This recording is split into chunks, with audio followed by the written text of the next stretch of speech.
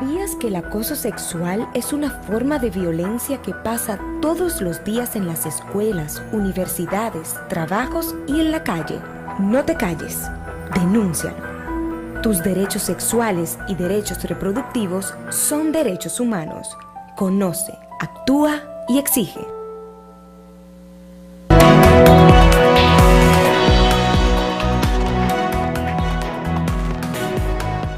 El video que acabamos de ver es parte de una campaña de Profamilia. Hoy me he animado a buscar campañas en diferentes países, sobre todo incluso de instituciones públicas, ministerios de las mujeres en varios países, empresas de comunicaciones que han dicho no al abuso y al acoso sexual en perjuicio de las mujeres básicamente, aunque también he encontrado casos que hacen referencia a los hombres. En virtud de lo que ocurrió recientemente con Pablo Ross, que yo creo que la naturaleza de su trabajo público hace que sea más notable, una situación que la podemos encontrar de cuando en vez, en distintas casas, familias, con más frecuencia de la que nosotros pensamos, surgió un tema colateral, digamos. Una cosa era la agresión sexual en perjuicio de su hijastra y otra cosa fue la denuncia de 2 mujeres, pero según los datos hay muchas más mujeres. Yo misma he conversado con varias mujeres que han dicho que han sido acosadas por Pablo Ross, pero que no quieren poner denuncia o no se quieren referir a eso. Y otras han dado testimonios, la hemos visto, por ejemplo, Nuria presentaba varios testimonios de mujeres que ocultaron sus rostros y sus caras. ¿Por qué ocultar los rostros y la cara o por qué negarse? Bueno, es parte de todo un estado de cosas que hoy vamos a conversar aquí. Para hablar de este tema y por lo educativo que pueda tener, hemos invitado a 3 personas. Y quiero presentarlos. Este es Rafaela Burgos. Rafaela Burgos es psicóloga. Rafaela Burgos ha dirigido proyectos e instituciones vinculadas a este trabajo y agradecemos que haya aceptado estar esta mañana. Carolina Santana es parte de este programa. Carolina viene en el día de hoy en su condición de abogada también para abordar desde la perspectiva legal todo lo que esto implica e incluso el paso del tiempo cuando ya han pasado los meses o los años. Y en el caso de Cándido Mercedes, Cándido es mucho más conocido por su trabajo como sociólogo. Siempre le busca para hablar de temas políticos y de cómo va la campaña y de los números y demás, pero Cándido está especializado en gerencia de recursos humanos, de hecho imparte docencia universitaria en ese sentido. Así que gracias por estar acá. He escogido esta imagen porque siempre tenemos que escoger una imagen y he escogido esa imagen que es una mujer con un profundo estrés, con todo el tema que tiene que ver con el abuso o el acoso sexual. Me gustaría empezar por Rafaela, en el sentido de las consecuencias que hay en todo el entorno cuando una cosa así se hace pública. A veces yo he encontrado mujeres que te dicen, yo quise denunciarlo, pero yo sé que mi vida se va a acabar prácticamente, las relaciones de pareja se me trastornan. Y viéndolo desde la perspectiva de la víctima y desde la perspectiva de los ciudadanos y ciudadanas, que es el mensaje de hoy. Sí, definitivamente. El acoso sexual en cualquier ámbito donde se dé sigue siendo un ejercicio de poder. Hay un desequilibrio de poder porque se da desde el que tiene más poder y lo usa mal en contra de la víctima. Y esa misma connotación, ese mismo escenario explica por qué las víctimas no hablan de esto, explica por qué se hace tan difícil denunciar y explicitar. Porque está en esa dinámica de subordinación, de atrapamiento, donde la víctima no sabe cómo salir de ahí, no sabe cómo enfrentarlo, no puede enfrentar a una persona poderosa que además lo hace de una manera insidiosa, porque evidentemente no es algo explícito, no es algo que los demás puedan. Hay sutilezas. Exactamente, hay todo un manejo de manipulación, de acercamientos que se disfrazan de otra cosa. Entonces, para el resto de la gente puede ser, qué sé yo, una reunión de trabajo, puede ser un acercamiento de un jefe, pero la víctima sabe que hay otras cosas, que hay otras intenciones y que se está manejando con esta perspectiva de sometimiento. Entonces, el efecto primario en la víctima es de angustia, es de ansiedad, es de impotencia. Una víctima de acoso efectivamente no ve las salidas, no ve las soluciones. Tú hablabas de la pareja, ciertamente. En muchos casos, las mujeres víctimas de acoso en el trabajo, por ejemplo, acoso sexual en el trabajo, no se atreven a hablarlo con sus parejas, Porque la culpan. Claro, porque sienten que la van a culpar. Inmediatamente asumen que el marido, la pareja va a pensar, va a decir, tú lo provocaste, que tú hiciste, por lo que ya sabemos, ¿verdad? Por toda esa trayectoria cultural de culpar a la víctima, que es lo que sale de manera automática y que lo estamos viendo en las últimas semanas muy claramente. Bueno, posteriormente seguimos abordando otros temas desde el área suya. Quisiera con Carolina. Carolina, esto a veces es tan tenue, tan difícil de probar, digamos. ¿Cómo anda nuestra legislación en este aspecto? El acoso está tipificado en el Código Penal y es un delito. Lo que pasa con el acoso es, para abordar la pregunta principal del panel, que es ¿por qué no se habla? Es que incluso la misma ley reconoce que el acoso ocurre, se materializa cuando hay una relación de poder. O sea, para la ley, el acosador es una persona que tiene poder o jerarquía superior a la que tiene la víctima. Entonces, muchas veces son personas que tienen un poder de toma de decisión, un poder de incidir sobre la vida de la víctima, y que por lo tanto la víctima siente que con la denuncia, que en cierto modo es un enfrentamiento a esa persona, pone en riesgo aspectos de su vida, tanto de la vida laboral, de la vida económica, de la vida familiar, y entonces eso genera ese temor de denuncia. También pasa, que es otra razón de por qué no se dice antes, por qué no se dice desde que ocurre, que es un tema difícil de probar. Y difícil de probar además en un contexto, y eso lo podrá hablar mejor el próximo panelista, sociocultural profundamente machista, que lo que hace es que culpa a la víctima. Entonces, cuando tú tienes estos dos elementos, una sociedad que culpa a la víctima y un tipo penal que ocurre por lo general a puertas cerradas, entonces la gente dice, no tengo pruebas en las manos, van a dudar de mí, ¿qué garantías tengo si hablo? Entonces, naturalmente para la ley y para el proceso penal, la acusación sola no basta, habría que probarlo, y eso también creo que frena un poco a las víctimas de acoso. Cándido, desde la perspectiva de las empresas, usted que está especializado en recursos humanos, en la gestión de recursos humanos, yo sé que hay empresas dominicanas ya, conozco algunas, que el tema está previsto en las sanciones administrativas, pero me gustaría, si hay empresas socialmente responsables, como se ha dado por llamar ahora, las empresas que cumplen lo que tienen que hacer, ¿qué se supone podrían hacer para prever que en su entorno no ocurra este tipo de abuso? Generalmente las empresas socialmente responsables tienen lo que se llama su código de ética y conducta profesional, donde eso está claramente, taxativamente explicitado. Toda relación, toda interactuación entre los individuos, los límites que tienen, las reglas del juego. Pero son muy pocas empresas en República Dominicana.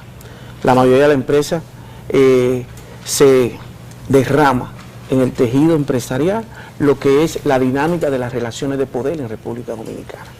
Por ejemplo, yo soy gerente y me creo que estoy con patente de corso para el moving, el acoso laboral. Y en República Dominicana es una pandemia el acoso laboral. Y en la administración pública también. Por ejemplo, existe la ley 4108 de administración pública, en su artículo 80, te habla del acoso laboral. Sin embargo, aquí está muy, pero muy alto en la administración pública. Y el Ministerio de Administración Pública casi no hace nada. Tenemos la Dirección General de Ética e Integridad Gubernamental y en ninguno de sus considerandos, en nada, aparece el acoso laboral, el acoso general. Y eso es expresión del miedo. El miedo, generalmente el 97% tiene que ver con la jerarquía de poder, dominación, tiene que ver con el problema de la estructura social. República Dominicana, la cultura refuerza ese machismo y el varón se cree que tiene, aquí se da mucho lo que se llama el acoso de la calle, sin embargo, el acoso callejero. Entonces, y lo ven como normal, como parte de una cultura. Lo ha socializado. Lo ha socializado. Entonces, el problema de la socialización. ¿Y qué significado tiene eso? Acuérdate que hasta los otros días, la violencia intrafamiliar, como su nombre le indica, violencia hacia adentro de la casa, no era visibilizado, pero era muy harto. Eso está ocurriendo ahora con el acoso, que la gente comienza a despertar. No importa cuándo comience, si es 35 o 36 años después, lo importante es que la gente se pronuncie. Pero ¿por qué a veces no lo hacen? Con Rafaela. Aparte del miedo, está la destrucción, lo ven como un escarnio todavía, una vergüenza de parte de la mujer y su familia, la destrucción de la familia, todo eso tiene como componente el abuso sexual, el acoso laboral, la estabilidad. Por ejemplo, la mujer en República Dominicana, de cada 100, una, ni siquiera se lo dice el esposo, por la reacción que éste pueda tener. Por la violencia misma. Por la violencia misma. Para no generar un problema. Para no generar un problema. Todo eso se da. Yo quiero decir, porque he tratado este tema antes, en el Ministerio Público, por ejemplo, aquí en el Departamento de Violencia Intrafamiliar, han tenido varios casos. Conocí de un caso de un importante funcionario público que tenía, digamos, que un nivel medio, a nivel ejecutivo, una gente con cierto nivel de preparación académica, todo lo demás, y comenzó a acosar a una joven trabajadora de esa institución pública. Esa joven fue al Departamento de Violencia Intrafamiliar, ahí en la Rómulo Betancourt. La atendieron y lo que se hizo fue que se conversó con el ministro de turno. Y el ministro primero comenzó una investigación porque él estaba amenazando que si ella hacía algo la iban a cancelar. Cero posibilidad de cancelación. El tipo fue suspendido mientras duraba la investigación. Fue un caso que no se hizo público, pero es importante saber que se puede investigar. Y entonces además te documentan de cómo tú puedes probarlo, que es una de las cosas difíciles. Yo conozco en ese sentido también casos en la administración pública en la que no se llevó hasta las autoridades penales, sino que se elevó ante las autoridades administrativas internas y la persona, el victimario fue cancelado de sus funciones y fue protegida la víctima. Es decir, para decirle a la gente que si, por ejemplo, el tema de la vía penal a veces asusta a las personas porque la vía administrativa también está para protegerle, para... Lo que pasa es que quizás sería bueno que las instituciones, tanto públicas como privadas, envíen el mensaje de que si tú vienes vas a ser escuchado. Exacto. Porque a veces te encuentras con que es que hay un problema también de educación, de divulgación. Por ejemplo, el Ministerio de la Mujer, el Ministerio Público, deberían tener una campaña alrededor de todo eso. Y el área de la Procuraduría que tiene que ver con niños, niñas y adolescentes. ¿También? Alrededor de todo esto, sí, porque a veces el niño de 8, 10 años, 12, no se pronuncia con la mamá ni el padre, porque el abusador le intimida. Y es bueno que la gente sepa que eso es una constante. Pero hay un problema también de manto institucional. Acuérdate, lo de Donny Santana no sale si no es porque... María Elena Núñez denuncia que están tratando de... Lo de Odalys Ledesma no sale, pero tenía un año y medio ahí. El caso de la canadiense. Exacto. Que tenía uno de antes. Que desapareció el expediente. Porque hay un problema institucional de poder. Hay algo que dice, cero es cero, ahorita lo vamos a ver, y que llega desde Costa Rica, que son las autoridades costarricenses diciendo cero es cero al abuso y al acoso sexual. Rafaela, a la luz de lo que se ha dicho, en el ámbito laboral, nosotros estamos mirando, y le voy a preguntar el caso específico de las jóvenes del caso Pablo Ros. Puedes encontrar a estas dos jóvenes que son profesionales, puedes encontrar mujeres sumamente capacitadas, claro. Y tú dices, y hay gente que se pregunta, ¿cómo fue posible? ¿Por qué no hablaron? Yo quiero que me hable un poco del perfil de la víctima. El acosador dentro de un entorno donde no repara en que sea la mujer que sirve el café o alguien que tiene un puesto en la gerencia. Pues mira, lo que se sabe es que no hay un perfil de víctima, que cualquiera puede ser víctima. Y que en una circunstancia como la que se describe, el poder de intimidación del agresor, del acosador, es tan significativo que hasta una persona bien posicionada, profesional, como tú quieras, o sea, con todas las condiciones, empoderada en otras áreas, se siente amenazada, se siente intimidada. Es decir, es una situación difícil de manejar. La gente piensa que ¿Tiene mucho que ver con la vergüenza más que nada, quizás? tiene que ver primero con que te desarma. Es algo que te quita, en un momento te quita las defensas. Es decir, tú no esperas que una persona que es una figura de autoridad, una figura que tiene una relevancia en tu vida, en un ámbito importante, de repente esta persona pase ese límite y te aborde de manera sistemática, de manera recurrente. Claro. Que te acorrale. Porque No hay un perfil del acosador. Sí. Hay un perfil del acosador. Hay más. Me gustaría que, por ejemplo, ¿es un enfermo o es un delincuente? No es un enfermo, es una persona que tiene dificultades para manejar sus impulsos, Ajá. que no maneja bien el autocontrol, que tiene una carga importante de machismo, de autoritarismo. Es una persona que ejerce el poder de manera agresiva, de manera atropellante. Yo no soy psicóloga, pero algún tema de ego debe tener una persona que se cree capaz de imponerse así a otro ser humano. ¿Qué usted dice de eso? De ego, bueno, una persona autoritaria, una persona dominante, evidentemente aparenta tener un ego muy fuerte. En la mayoría de los casos lo que hay es mucha debilidad, lo que hay es mucha inseguridad. ¿Por qué? Porque busca una víctima que no necesita ser conquistada, no es una víctima, no es una relación horizontal.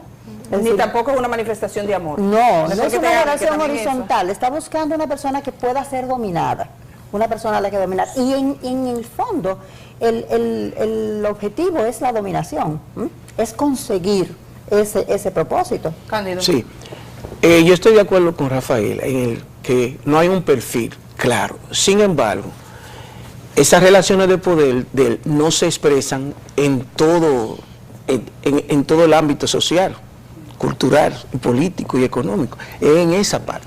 Para mí, gente así tienen determinado trastorno de personalidad, porque que no tiene límites en el aspecto sexual. Lo mismo le va a la conserje, a la que da el café, o a una persona de clase media o de clase media alta.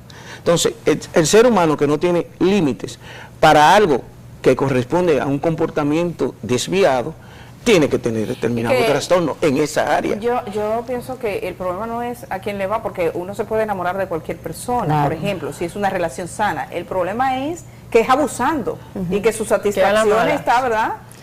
Sí, pero su abuso sea nada más en el área factible, sexual. Cualquiera que entienda que sea factible de someter a sus deseos, a su impulso, a su motivación. Hablar de un trastorno de personalidad equivaldría a conocer el caso, hacer un diagnóstico. Eso no es posible identificarlo de manera Pero para comenzar general. es un delito. Es un delito, por Sí. supuesto. Y por también supuesto. algo importante, por ejemplo, en el caso de Pablo Ros, vimos las publicaciones que con anterioridad que se destaparan las denuncias y los hechos, ese comunicador había expresado en los medios y en las redes, en una ocasión dijo incluso que él podía asegurar que que según estudios las mujeres disfrutaban ser coercionadas en la relación sexual, es decir, violadas. Es decir, es una persona que no tiene claro los límites entre él y los demás, y que no tiene claro tampoco los límites que si usted no lo tiene claro están por escrito en la ley. Pero además, y si tiene dudas están en la ley por escrito. Para eso está la ley. para reforzar con Carolina, fíjate que la respuesta que él dio en un programa de televisión que él tenía en la noche con respecto a Donny Santana y cómo él critica esa posición de Donny Santana cuando él era parte con sus Porque hay una imagen pública. Que cuidar. Hay una imagen pública que los agresores sexuales, los agresores en términos generales, cuidan su imagen pública. Dicen Por eso que hay a veces esa dicotomía. Dicen Por que eso son hay muy gente que dice, es carismáticos. imposible, no es capaz de hacer eso. Hablan de que son incluso carismáticos, y hemos visto en los casos de Claro, los seductores, claro. El que quiera que busque los reportajes de Caradima en Chile, era un tipo que convenció a todos los obispos. Así Por es. cierto, que la conferencia, el arzobispado de Santo Domingo emitió un comunicado a propósito de un niño abusado, que yo creo que trae más que una noticia. Además de que ha sido suspendido, creo que por primera vez, un órgano de la Iglesia Católica Dominicana está fijando límites. Vamos a ir a la pausa y cuando regresemos quiero incluirlo porque tiene que ver con todo este entorno de violencia y particularmente la violencia sexual. Les voy a dejar yéndonos a la pausa con he visto en varios países a ver qué estaban haciendo. Esta es una campaña desarrollada en Costa Rica y vale para República Dominicana. Atención, caballeros. o damas que tengan poder, que pueden parecer algunas. 0 es 0. Es 0. Ni miradas perturbadoras, ni chistes obscenos, ni comentarios, ni piropos incómodos, ni mensajes con contenido sexual, ni roces corporales, ni abrazos, ni besos, ni demandas sexuales, ni peticiones de favores sexuales, ni chantajes, ni amenazas, ni cualquier otra conducta sexual no deseada. El hostigamiento sexual es una forma de violencia que atenta contra la dignidad de las personas. 0 es 0. 0 es 0. 0 es 0. Campaña de información y prevención. 0 hostigamiento sexual. 0 es 0. 0 es 0. 0 es 0.